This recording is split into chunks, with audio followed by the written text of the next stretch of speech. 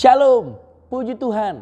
Tetap dalam semangat menyongsong Natal. Dalam program studi Biblika kali ini kita akan belajar Injil Lukas. Kita sudah belajar secara sederhana Injil Matius dan Markus. Tentunya ini adalah program yang sangat-sangat sederhana.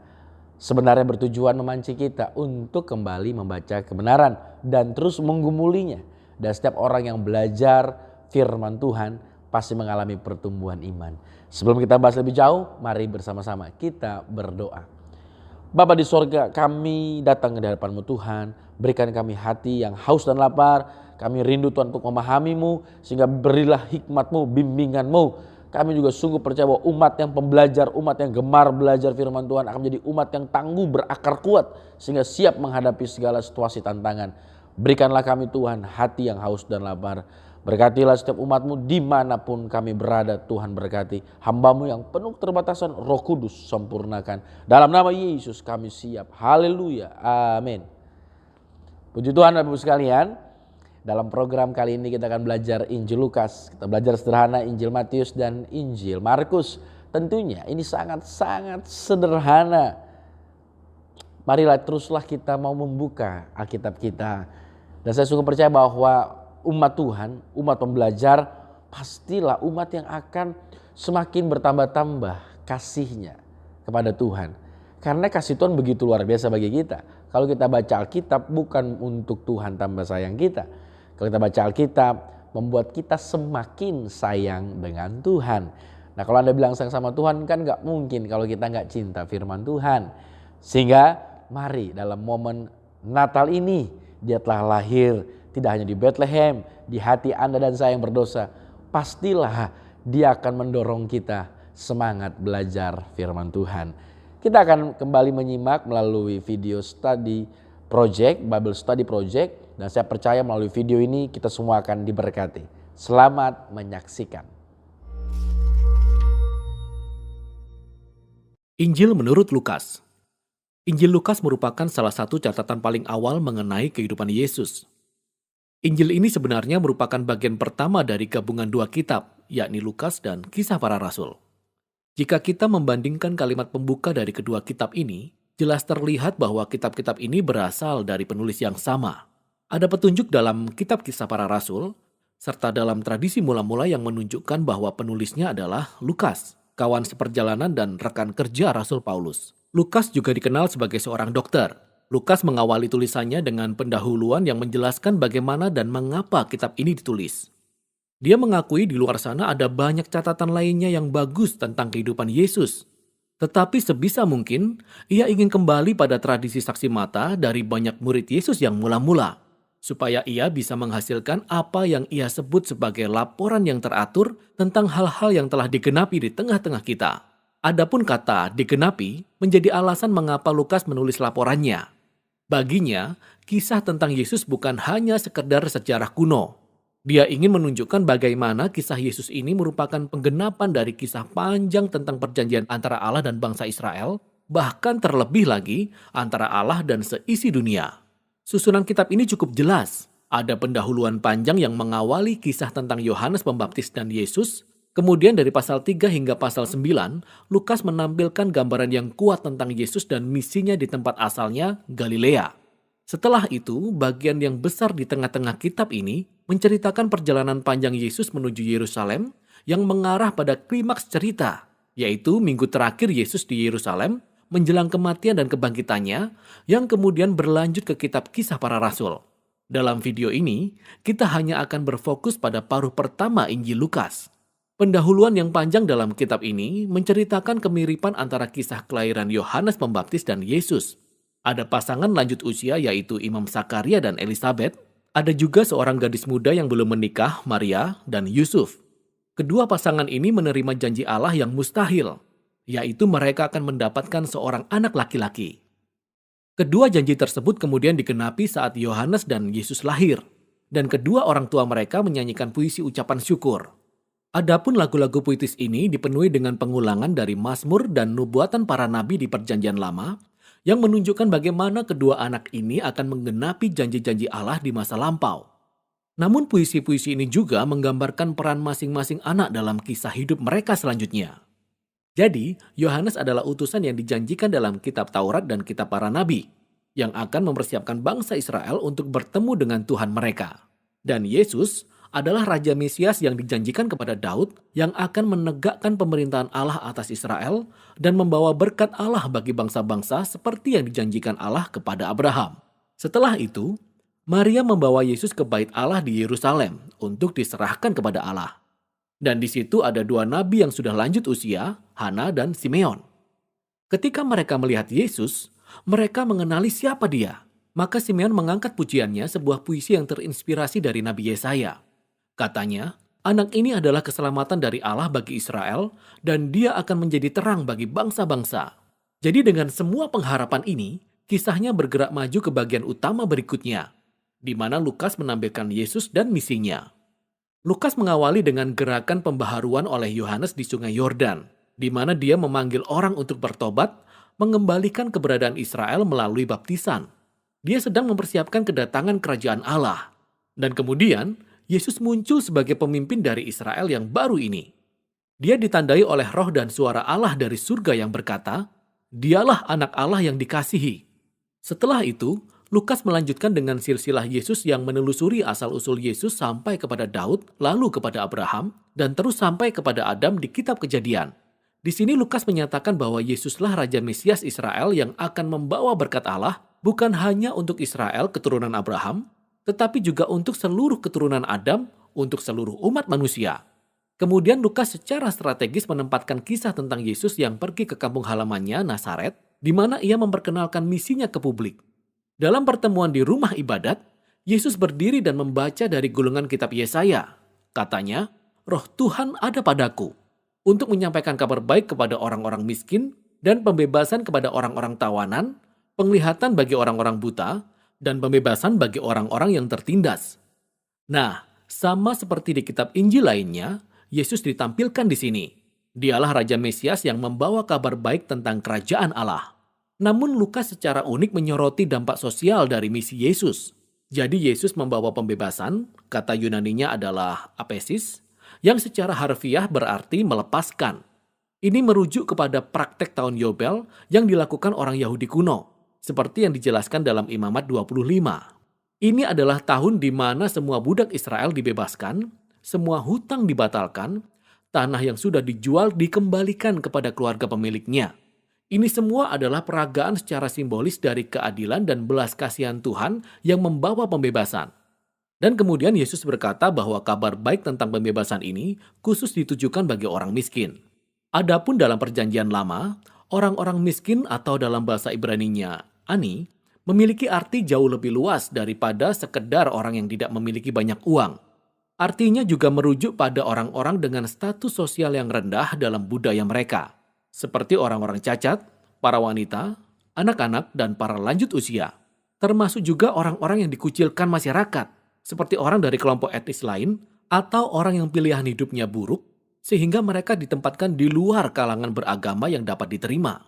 Yesus berkata bahwa kerajaan Allah menjadi kabar baik khususnya bagi orang-orang seperti ini. Lalu setelah ini, Lukas langsung menampilkan sekumpulan besar cerita yang menunjukkan seperti apakah kabar baik dari Yesus bagi orang miskin itu. Ini meliputi penyembuhan wanita yang terbaring sakit, atau laki-laki yang sakit kusta, atau seorang yang lumpuh. Ada juga kisah tentang bagaimana Yesus menyambut ke dalam komunitasnya seorang pemungut cukai seperti Lewi, yang secara materi tidaklah miskin, tetapi ia adalah orang yang dikucilkan masyarakat. Ada juga kisah Yesus mengampuni wanita pelacur. Lukas sedang menunjukkan bagaimana kerajaan Yesus membawa pemulihan dan memutarbalikkan seluruh keadaan hidup orang-orang. Ia memperluas kalangan orang-orang yang dipanggil untuk mengalami kuasa kesembuhan dari kerajaan Allah. Dan ketika misi yang dibawa Yesus menarik banyak pengikut, dia melakukan sesuatu yang bahkan lebih provokatif lagi. Yesus membentuk orang-orang ini menjadi Israel baru. Dengan menunjuk 12 murid sebagai pemimpin atas mereka, ini dapat disamakan dengan ke-12 suku dari bangsa Israel. Kemudian Yesus mengajarkan maklumatnya tentang kerajaan yang terbalik dari kerajaan dunia.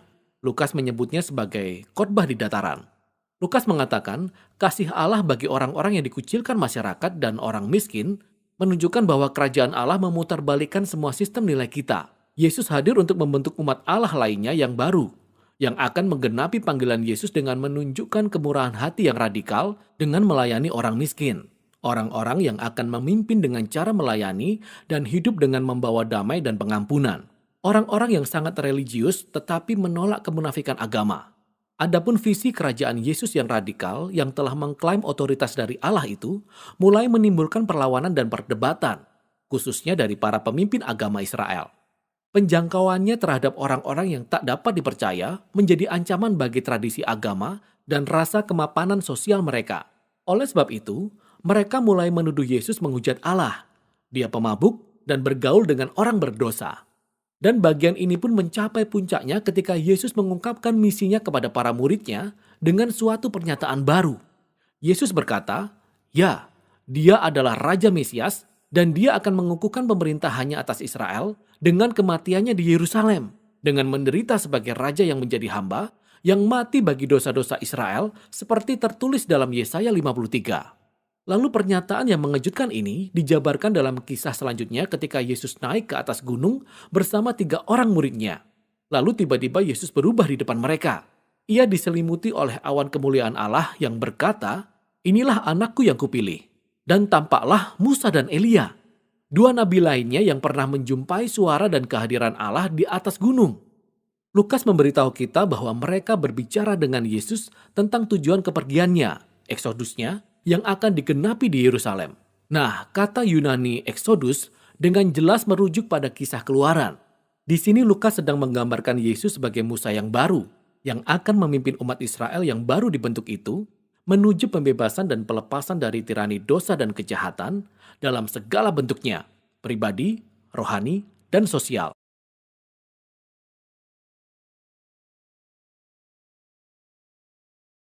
Puji Tuhan, video yang tentunya sangat memberkati kita semua.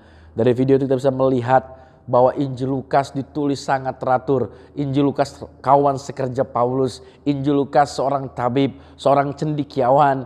Injil Lukas bahkan menulis sangat-sangat teratur. Kalau Anda baca pasal 1 ayat 1 sampai 4, dia menulis dengan sistematis, menunjukkan bahwa murid Tuhan, ada juga murid yang cerdas, murid yang cendekiawan, di mana melalui kecendekiawanan itu dipakai untuk menulis Injil Lukas yang begitu sangat luar biasa. Kita diberkati. Dan Lukas juga menulis yaitu Kisah Para Rasul. Jadi jangan bingung bahwa ada 2 buku yang ditulis oleh Lukas, yaitu Injil Lukas dan juga Kisah Rasul. Sejarah Kristen mula-mula ditulis oleh seorang yang bernama Lukas. Luar biasa, kita sangat diberkati. Kalau Anda baca Kisah Rasul juga, waduh, sebuah penulisan yang sangat-sangat luar biasa. Begitu sangat sistematis dan begitu hidup. Dan kita percaya bahwa dalam Injil Lukas ini ada banyak kekayaan yang luar biasa yang bisa kita temukan. Tentunya ada banyak kesamaan dengan Injil Matius dan Markus, sehingga hari ini fokus kita adalah melihat ada keunikan di mana Injil Lukas adalah Injil yang tentunya memiliki konsistensi menceritakan siapa Yesus. Bagaimana sepak terjang Yesus, menceritakan bagaimana pengorbanan Yesus tentunya. Bagaimana pelayanan Yesus, bagaimana tujuan Yesus adalah membawa transformasi bukan di luar namun transformasi dari dalam. Perubahan dari dalam. Ya, ada sebuah konsep visi misi, ada pertobatan, ada kemurahan, dan juga ada sebuah pengajaran di mana pemimpin yang melayani, ya luar biasa sekali. Nah, bagaimana juga kita bisa melihat dalam silsilah Yesus, ya juga menunjukkan bahwa dia keturunan Daud, keturunan Abraham, dan keturunan Adam. Kemanusiaan Yesus begitu sangat kuat dan kental dalam Injil Lukas, menunjukkan bahwa dia adalah pribadi yang betul-betul menggenapkan seluruh nubuat yang telah ditulis. Tidak meleset, semuanya digenapi. Sehingga tidak ada selain Yesus yang bisa menggenapi sebegitu akuratnya. Sehingga Yesuslah yang telah lahir, dialah Mesias yang telah dijanjikan. Nah, hari ini, dalam momen ini kita akan melihat hal-hal yang memang ada keunikan dalam Injil Lukas. Yaitu adalah bagaimana peran perempuan. Ya. Ternyata pada masa itu perempuan tidak punya tempat, perempuan tidak punya kesempatan, dan sangat-sangat tidak punya ruang untuk aktualisasi di dalam melayani. Namun ketika Yesus hadir melayani, ternyata dia melibatkan banyak wanita-wanita, perempuan yang mau melayani Tuhan. Kita akan melihat dari Injil Lukas pasal yang ke-8.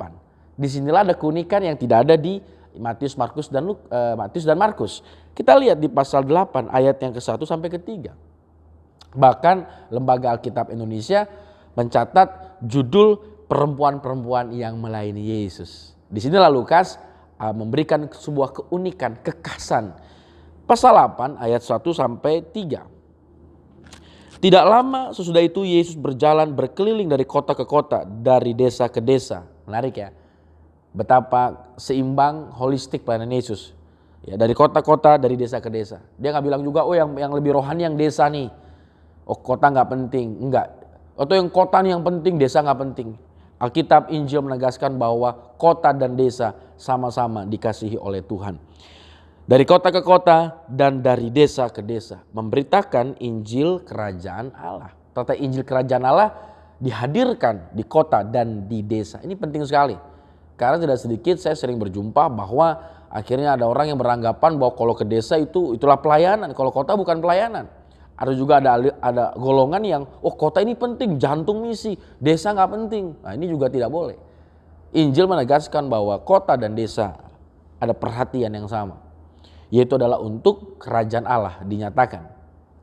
Lalu kemudian ke-12 muridnya bersama-sama dengan dia. Menarik sekali, Yesus membangun komunitas baru, sebuah kekristenan ya, sebuah kekeluargaan yang luar biasa bersama dengan para muridnya. Dan juga beberapa orang perempuan yang telah disembuhkan dari roh-roh jahat, penyakit, yaitu Maria yang disebut Magdalena, yang telah dibebaskan dari 7 roh jahat. Lalu kemudian ayat yang ketiga, Yohana istri Kuza bendahara Herodes, berarti orang yang memiliki kedudukan yang penting. Susana dan banyak perempuan lain. Banyak juga yang lain yang tidak disebutkan.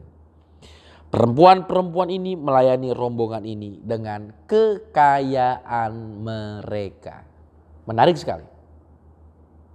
Ternyata perjalanan Yesus, Anda jangan berpikir nanti, karena Yesus Tuhan, tiba-tiba nggak ada roti jadi roti, terus nggak ada uang, terus tiba-tiba ada uang. Nggak begitu. Ada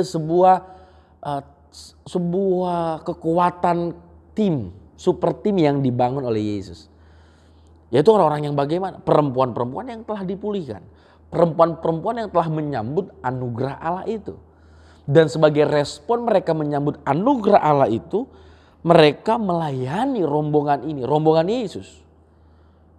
Dengan dedikasi, tenaga, bahkan dengan kekayaan mereka. Ini menarik sekali. Sangat-sangat menarik. Bahkan Maria Magdalena yang digambarkan terbebaskan dari 7 roh jahat. Tidak dijelaskan lebih jauh apa maksud dari 7 roh jahat.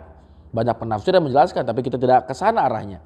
Tapi menandakan bahwa perempuan yang bernama Magdalena ini adalah orang yang betul-betul mungkin tertolak, disingkirkan, bahkan mungkin dipandang sebelah mata, dianggap perempuan yang berdosa. Namun perempuan yang paling dianggap berdosa menjadi sasaran utama Injil Kristus Yesus. Dan menariknya, dalam perikop yang sama, di ayat yang ketiga, Yohana istri Kuza bendahara Herodes, seorang perempuan yang terpandang. Tadi perempuan yang tertolak, yang tak terpandang, menjadi sasaran Yesus.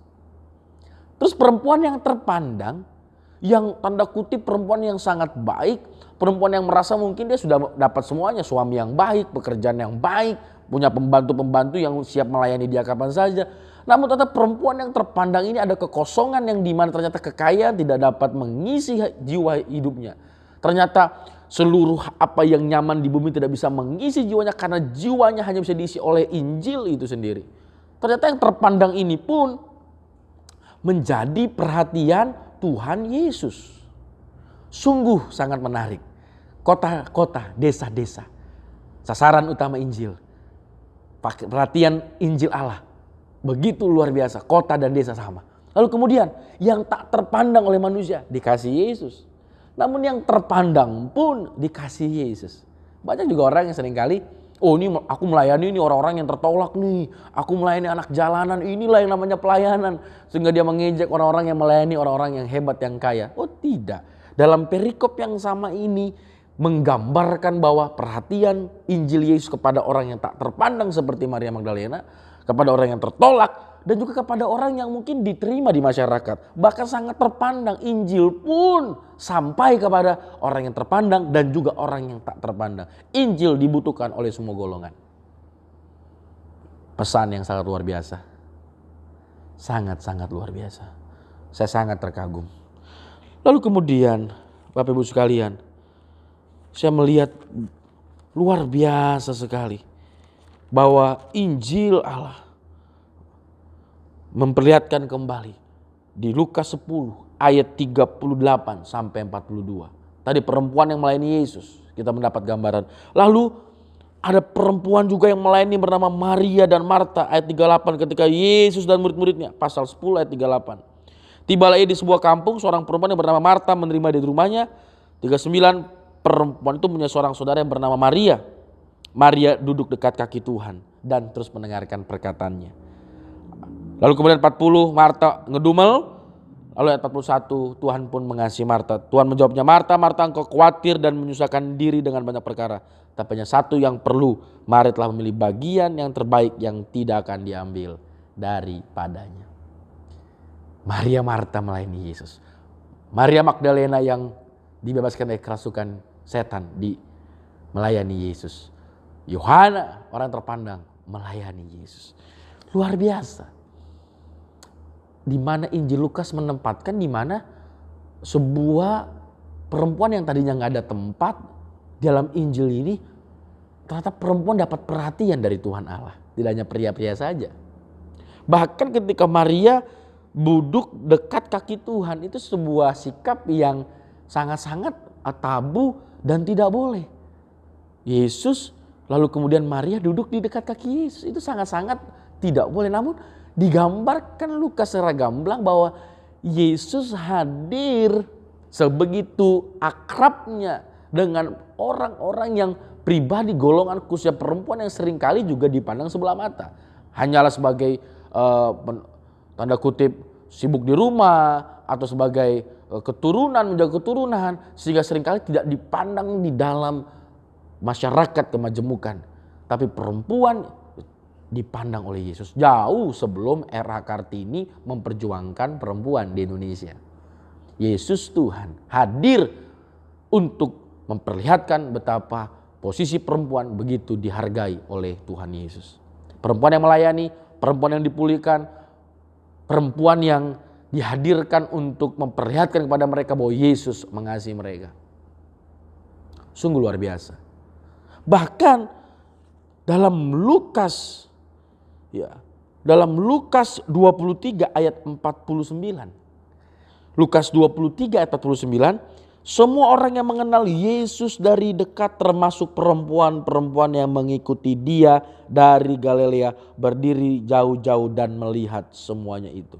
Sampai akhir peristiwa puncak Yesus disalibkan, dalam perikop ini Yesus mati, ada perempuan-perempuan yang mengikuti dia di Galilea, dicatat oleh Lukas. Perempuan-perempuan itu setia bersama dengan Yesus dalam pelayanan karya salib.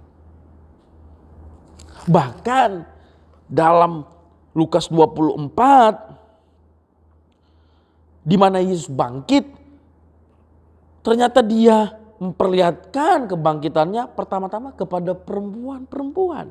Ayat 10 pasal 24. Perempuan-perempuan itu ialah Maria dari Magdala, Yohana dan Maria ibu Yakobus, dan perempuan-perempuan lain yang juga bersama-sama dengan mereka memberitahukan kepada rasul-rasul.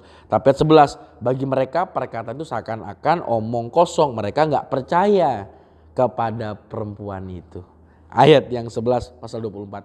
Mereka gak percaya sama perempuan itu.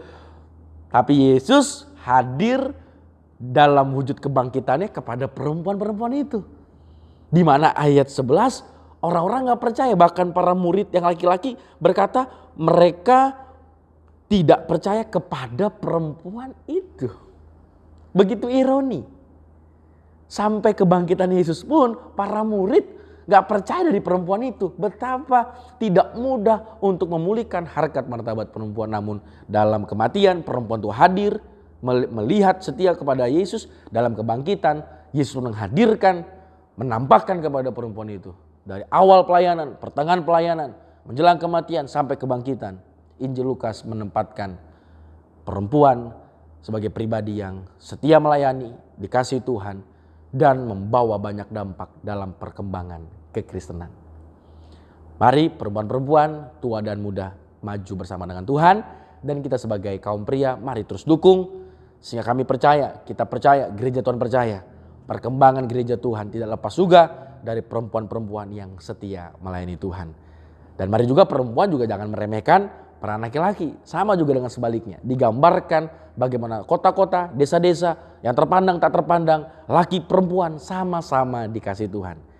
Jadi laki-laki harus menghargai perempuan, sebaliknya juga perempuan juga menghargai laki-laki. Sehingga di sini disebut Injil adanya kesederajatan.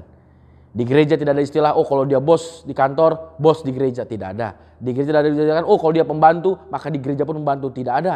Ketika di gereja, bahkan yang bos bisa melayani tukang nyapu, yang mungkin anak buahnya bisa melayani di WLO, tidak masalah. Gereja hadir sebagai jawaban bahwa dalam gereja kita semua adalah pribadi yang dikasihi Tuhan. Dan betapa indahnya bagi orang-orang yang menyambut anugerah Allah itu. Jangan lupa, perempuan yang melayani Tuhan ini adalah perempuan yang mau menyambut anugerah Allah, mau dipulihkan. Maria Magdalena dari roh jahat, Yohana istri Kuza dari mungkin kenyamanannya, dia juga menyambut anugerah Allah. Injil hadir bagi semua golongan. Tuhan Yesus memberkati. Mari kita berdoa. Terima kasih Tuhan, kami boleh belajar melalui video Bible Study Project dan juga melalui ringkasan sederhana bagaimana Injil Lukas memfokuskan, memperlihatkan kepada perempuan-perempuan yang melayani Yesus begitu setia, begitu mulia, sehingga kami mau belajar untuk melalui kebenaran ini kami pun mau Tuhan sama-sama melalui Injil Lukas ini kami semangat melayani Tuhan. Khusus bagi ibu-ibu, perempuan, para gadis untuk semangat melayani Tuhan. Kami rindu juga Tuhan untuk kami juga sebagai gereja Tuhan melihat kota-kota dan desa-desa adalah juga sebuah sasaran utama Injil. Yang terpandang, yang tak terpandang juga adalah sasaran utama Injil. Inilah doa kami Tuhan. Biarlah umat-Mu mendapatkan sesuatu dari Injil Lukas ini. Dalam nama Yesus kami berdoa. Haleluya. Amin.